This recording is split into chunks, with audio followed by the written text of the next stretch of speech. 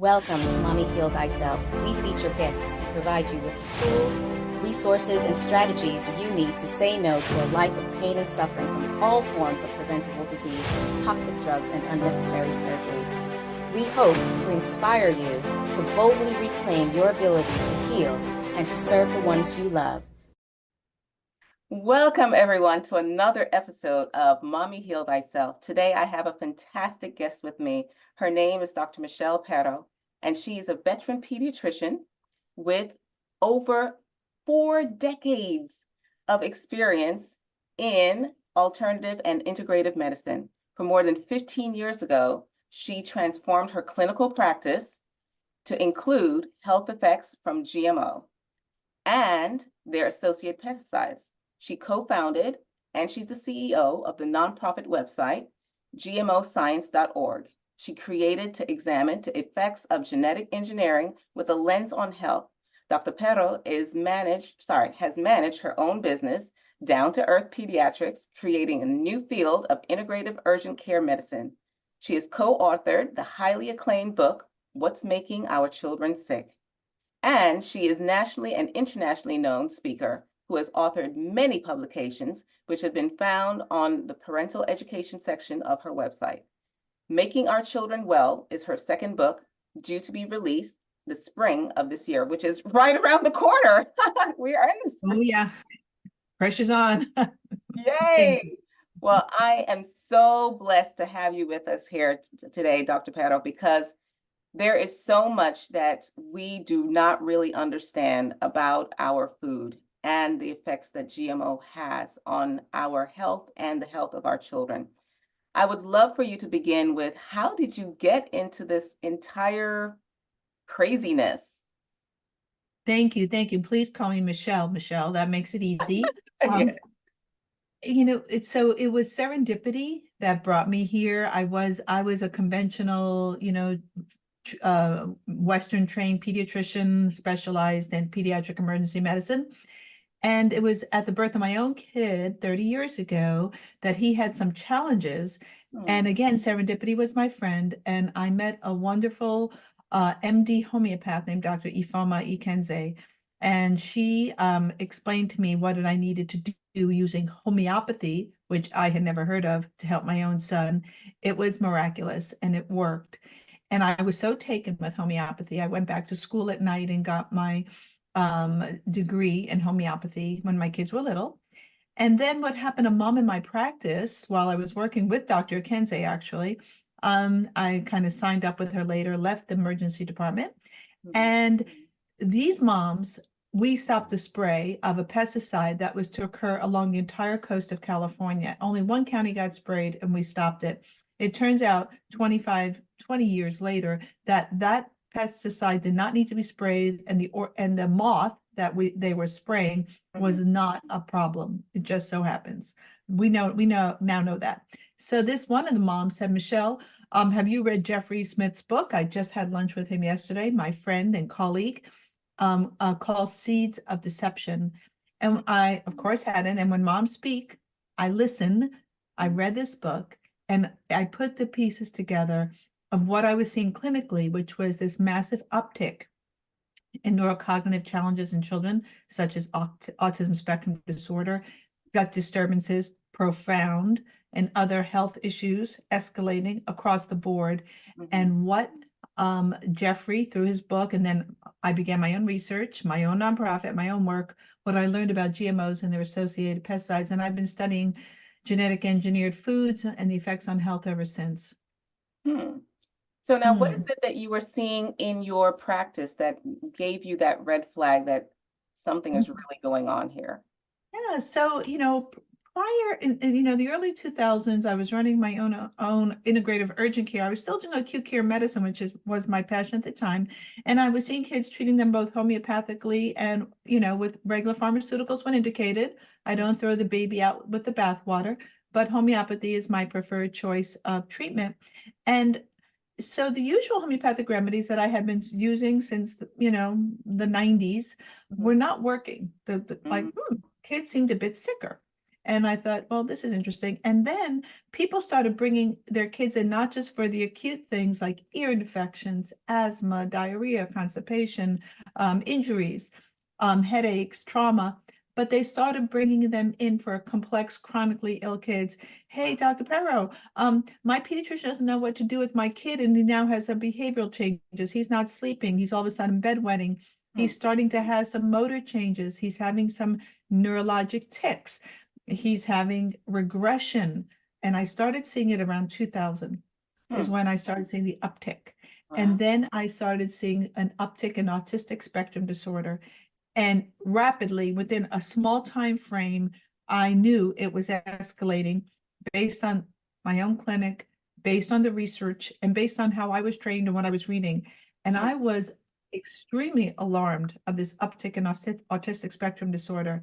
And those kids, our children, about 90% of them at least have gut disorders. So it was all pieced together. And then I started understanding this gut-brain axis. And I expanded to really include the gut-brain microbiome axis. And it's way more complicated than that, but simplistically, that's how I explain it to parents, what we have to re-regulate. And kids became completely dysregulated. Wow. And the way we brought families back was to begin changing their diets away from GMOs and their associated herbicides, glyphosate, the main ingredient in Roundup. You don't eat a GMO alone. And as I shifted families' diets, my first line of therapy to organic, and now I say organic regenerative foods, I've changed my own language over the decades. I saw a change not just in the kids, but in their families. Mom got better, dad got better, the family dog got better, everyone was better. And I wrote about it in my book, 2017 book, about 10 of my patients.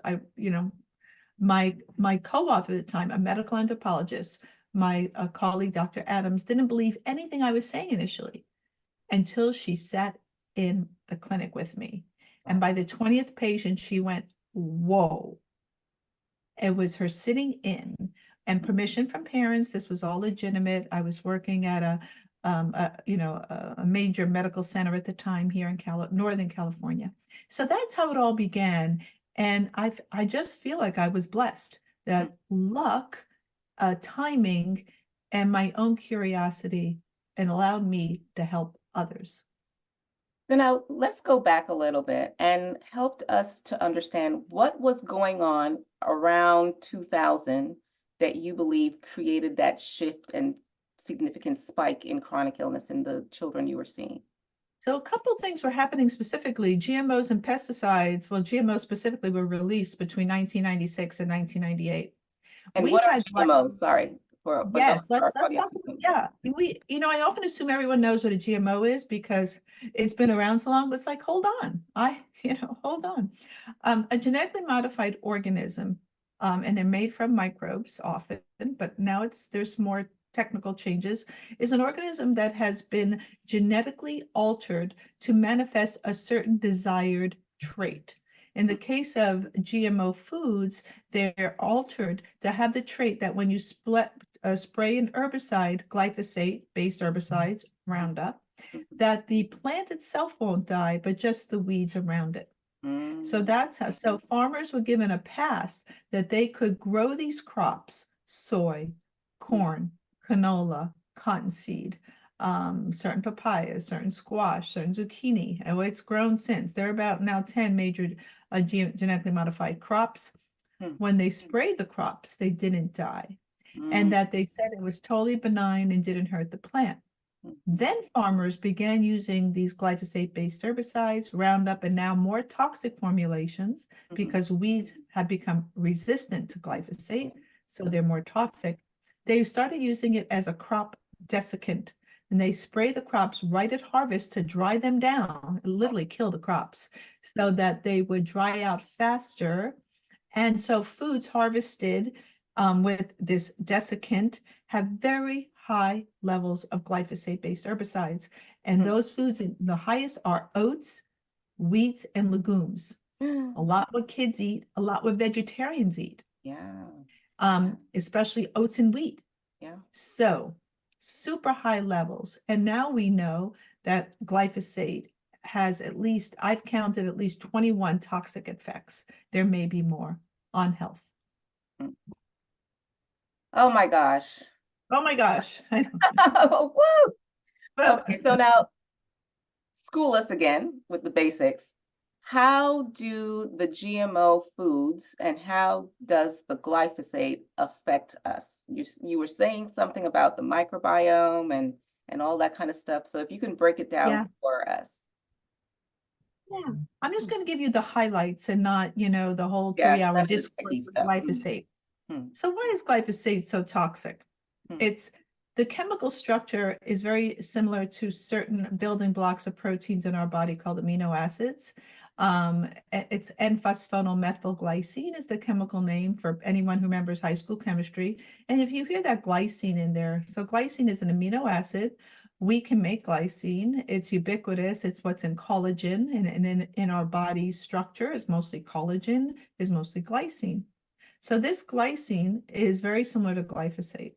So glyphosate, this very simple, almost amino acid-like compound, small molecule, it has several toxic effects. One, it was patented by Monsanto purchased by Bayer in 2018 as an antibiotic. Monsanto's patent. So it kills off beneficial microbes like lactobacilli, which we need for health, and bifidobacteria, which we need for health.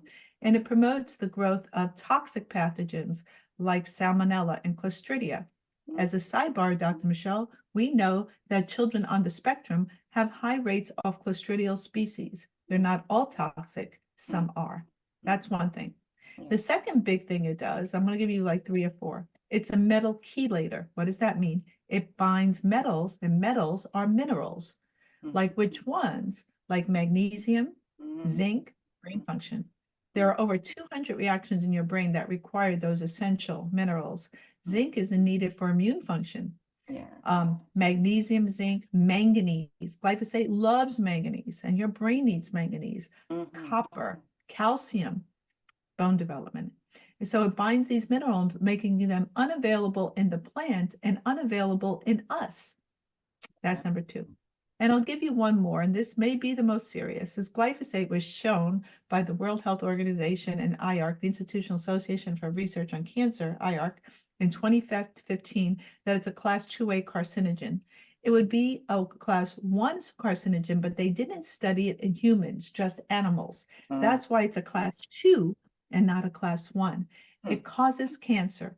And we know that because many people have been granted, like Mr. Dwayne Johnson here in Northern California, massive grants for their lymphomas and other blood cancers caused by glyphosate Roundup.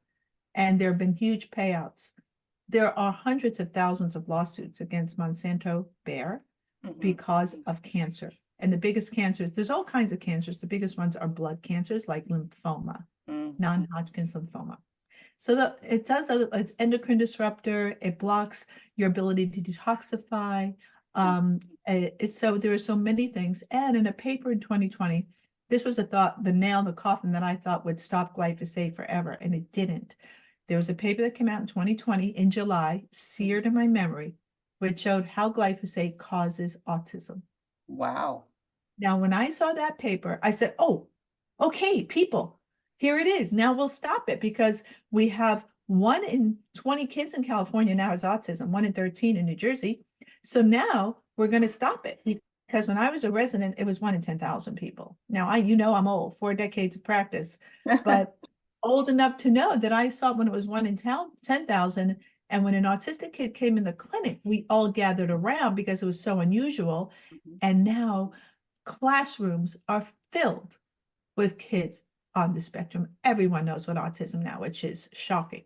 Okay, so when that paper came out, no fanfare, no nothing.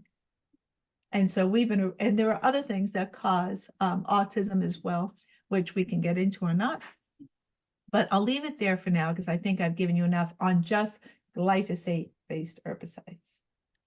Now, what is the most common mistake that you find parents are making when they're dealing with this whole issue of GMO glyphosate, all that kind of Yeah. stuff, because it's so much, and it can be so It's so overwhelming. So, it's ugh. so overwhelming, Michelle, and I feel for parents. You need a PhD to hit the market now. I mean, it's impossible to feed your kids. So industry saw that people did not want to eat GMOs Mhm. because genetically modified organisms are not benign either. Aside from their effects from Roundup, their associated pesticides, GMOs, the first study on GMOs, there were only 3 in humans, only 2 in humans showing where we just study GMOs. Only 2 in Right. humans, 1 in rats. Well, there's a few more in rats now. GMOs caused harm in the first study shown, and it caused immunologic, gastrointestinal, reproductive harm. The gentleman, his name is Dr. Arpad Pusti, who showed that, a plant researcher, published his research in the UK, and then 2 days later, he was banned from his lab and shut down. He was in a movie, he wrote papers on this, Scientist Under Attack. Yeah. If you haven't seen that movie, look it up, take a look. And what happened when he reported out that GMOs cause harm. So industry knows that we don't want to eat GMOs. 90% of Americans didn't want to eat a GMO. We try to get it labeled. We were outfunded by industry yet again. Bobby. And so they changed the labeling. They now call it bioengineered, synbio, genetically engineered. They're using these greenwashing labels because people don't want GMOs. It's so commonplace. And when you Google, I don't use Google as my search engine, but when you look it up, GMOs, the first few hundred hits showing safety. You cannot find easily where it shows harm. They've totally taken over the internet search for GMO harm. But we have it. It's there, and I can give people links later in the references if you like about where to find that information. Okay, so GMOs harm, Roundup harm. So what if parents just shop organic? They will avoid GMOs. They will avoid pesticides.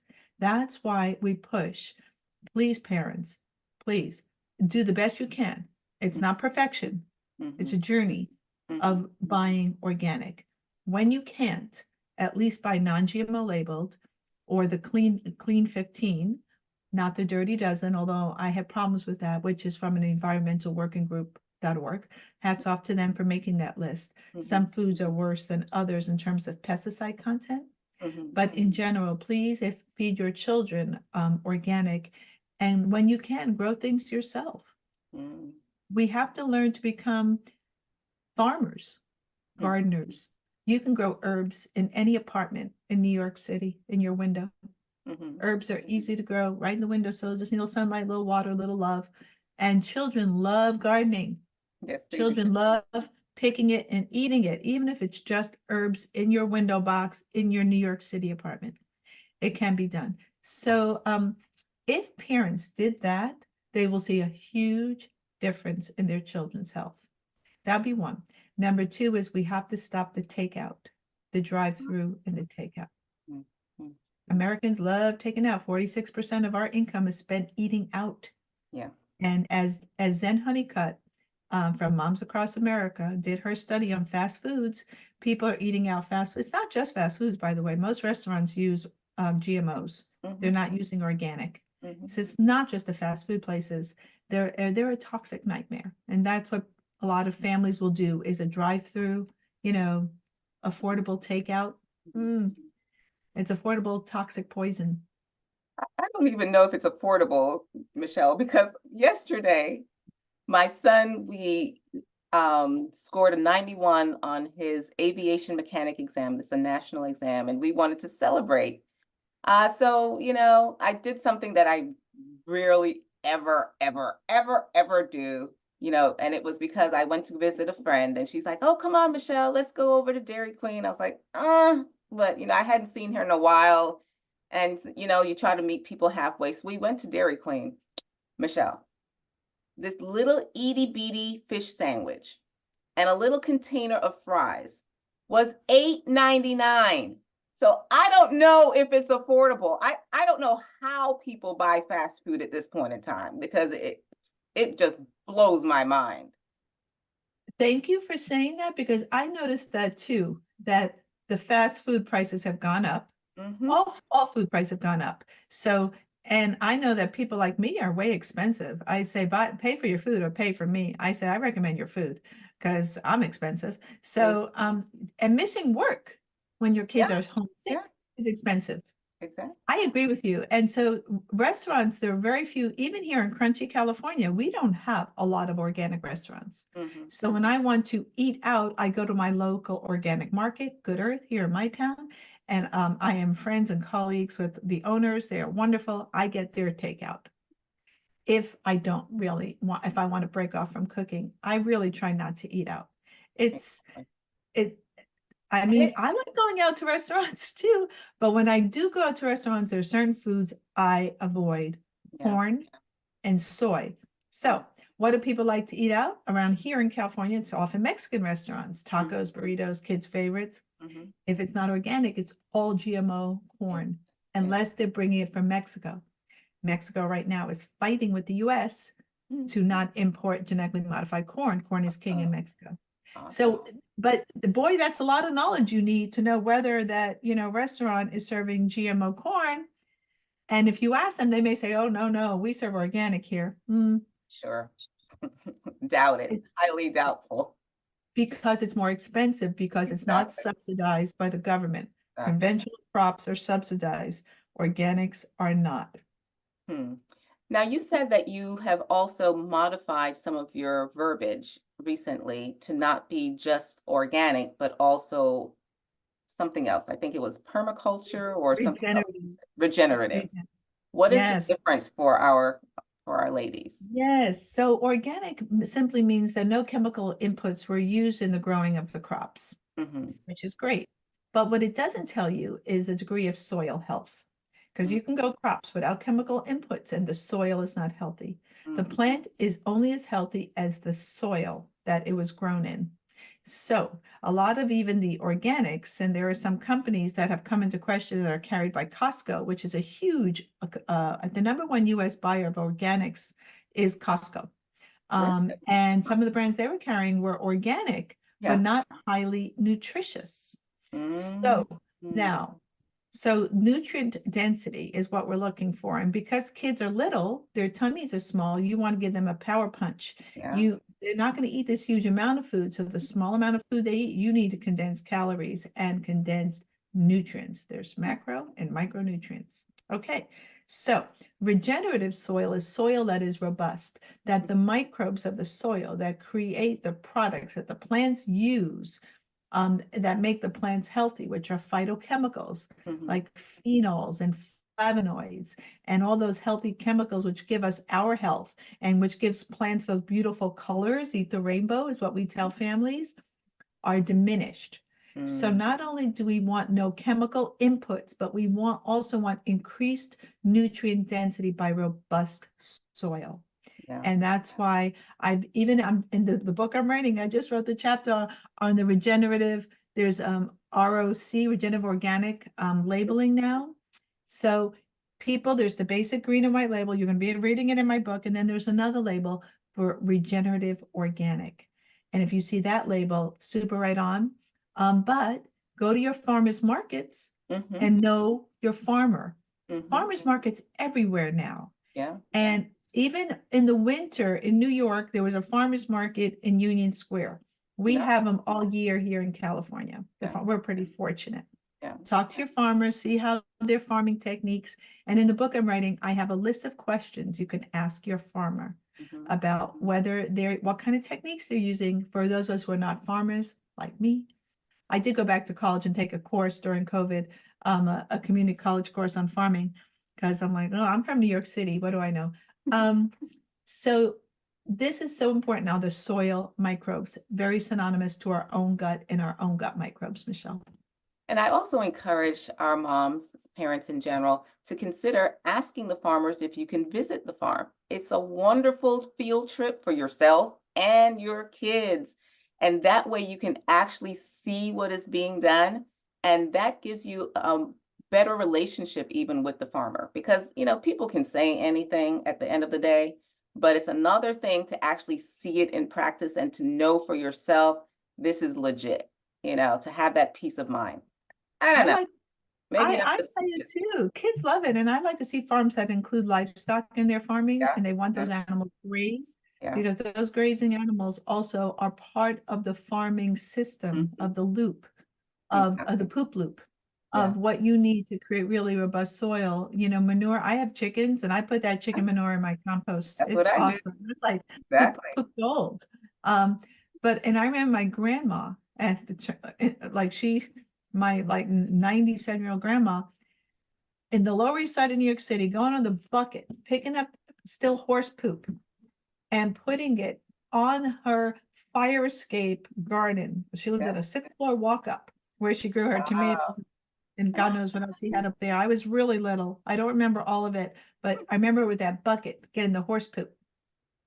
Amen. I tell you, so much that we can do. You know, a lot of times we get overwhelmed with what we can't do, what we don't have control over.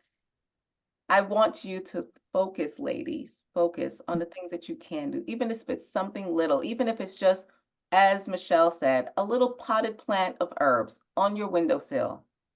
That is something, not only because of the nutritional value, but because of the connection you're going to have to it and the way that it's going to feed your spirit, knowing that you are part of that cycle of life, knowing that you are creating life and something beneficial for your family. So, Michelle, any parting words of wisdom? What's the one most important thing that you think that our ladies should take away from this conversation? I would say for moms, if I can impart any wisdom, it would be getting the kids and yourselves in the kitchen together, making cooking, prepping, meal prep, shopping, meal prep, cooking, a family endeavor, teaching kids early Mhm, how to do basics, how to ferment. mhm. If I could impart anything, I'll have some fermenting recipes. Sauerkraut, Oh, kimchi yeah. and sauerkraut are my favorite Easy, go-tos easy. for families. Get kids accustomed to those tastes of fermented foods. And Mhm. honestly, if you include ferments in your diet, whether it's sauerkraut, kimchi, kefir, apple Yogurt. cider vinegar, yogurt, in the kids' diets and your own diet, it's such a health boon. It is. But this shouldn't be a mom chore, it's a family, and moving away from this idea of chore and get kids comfortable with chopping, kid-friendly knives, Mhm. kitchen safety, how to turn the stove on without burning themselves. Little kids can do it. Toddlers can set tables. They can load dishwashers. They can learn Yeah. how to do the dishes. So get them in there. And moms, let go of something I had a hard time of letting go. This is full disclosure. I didn't like a messy kitchen, I'll Dr. get over Michelle. that. And let it go. Let the messy kitchen go and let them make a mess. Absolutely.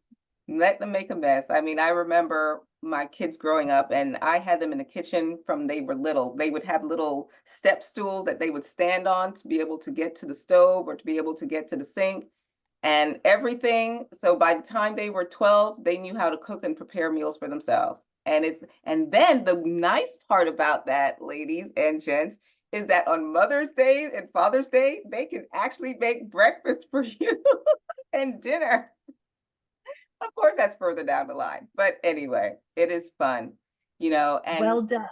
Well done. and keep in mind, ladies, that we also every Friday, remember we have Fun Food Fridays. So remember to tune in to our YouTube channel for Fun Food Fridays with Dr. Naresh or Chef Karen. Fantastic recipes that you can cook up in less than 10-15 minutes.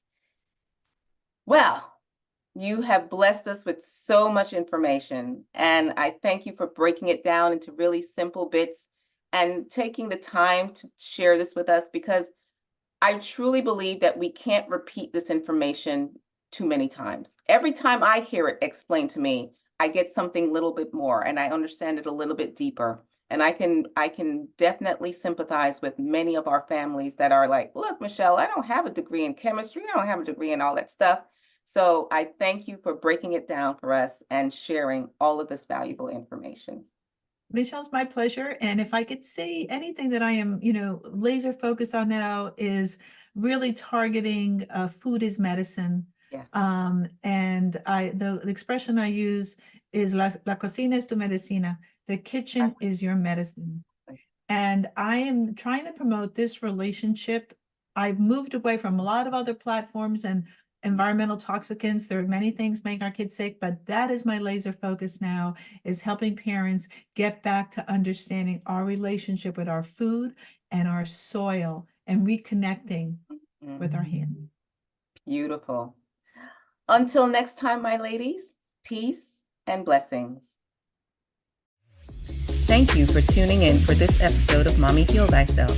If you like what we're doing here, please share, subscribe, like us, and leave a comment. Your feedback is very much appreciated.